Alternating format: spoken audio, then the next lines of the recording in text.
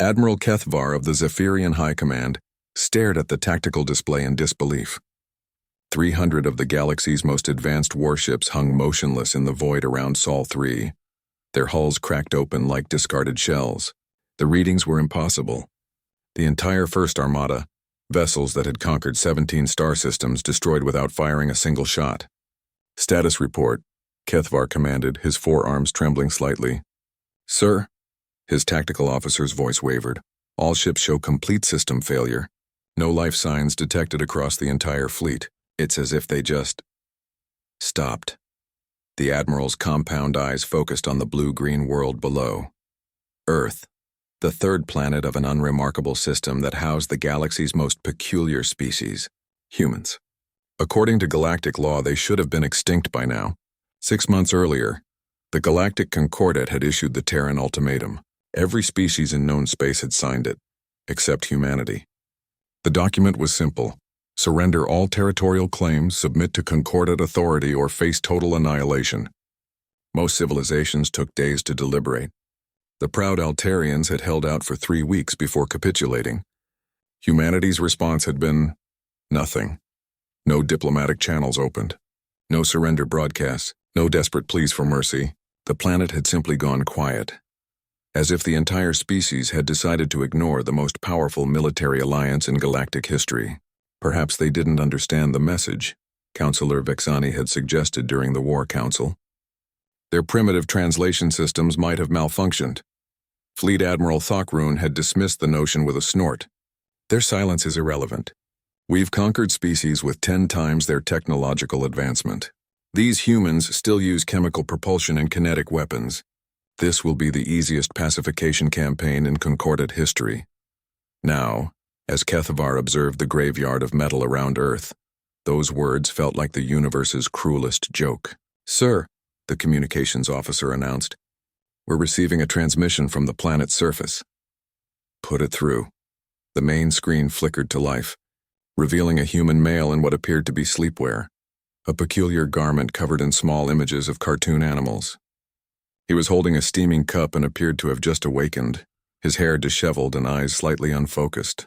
Oh, hey there, the human said casually, taking a sip from his cup. You guys are making quite a racket up there. Some of us are trying to sleep. Kethvar's mandibles clicked in confusion. I am Admiral Kethvar of the Zephyrian High Command. You will surrender immediately or— Whoa, hold up, the human interrupted, raising a hand. Admiral Kevin Morrison, Earth Defense Corps, though I guess defense might be the wrong word now. He gestured vaguely upward.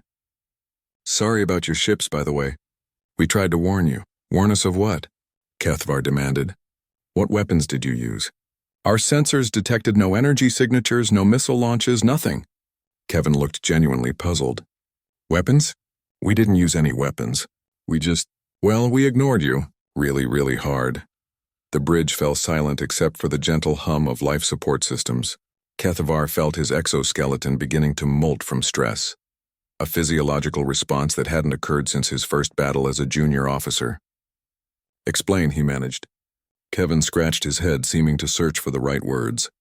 Okay, so about 6 months ago, you guys sent us that whole surrender or die message. Classic alien invasion stuff, really. But here's the thing. We've been dealing with existential threats for our entire history.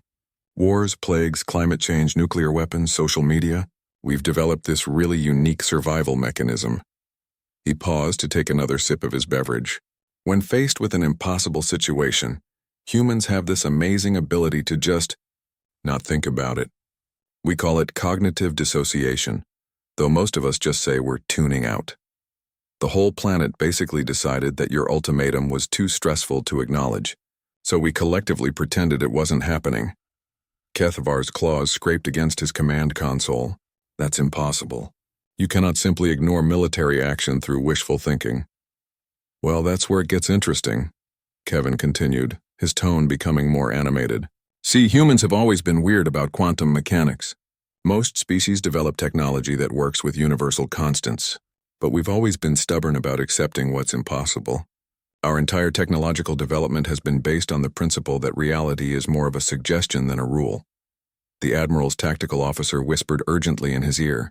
The sensor readings were impossible, but consistent.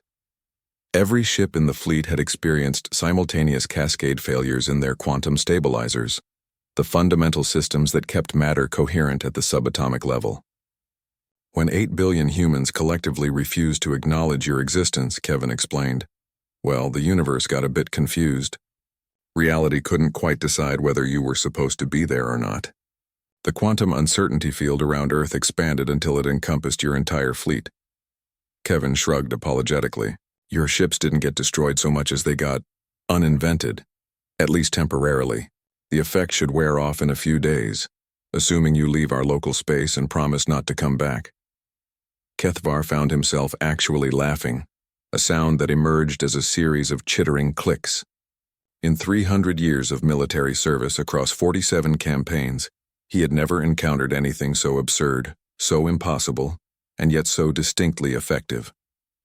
This is not over, he managed, though even he could hear the defeat in his voice. Oh, it absolutely is, Kevin replied cheerfully. And next time you want to threaten someone, maybe start with a species that doesn't have anxiety disorders. We're really good at pretending problems don't exist until they go away. The transmission ended. Kethvar stared at the dead screen for a long moment, then turned to his navigation officer.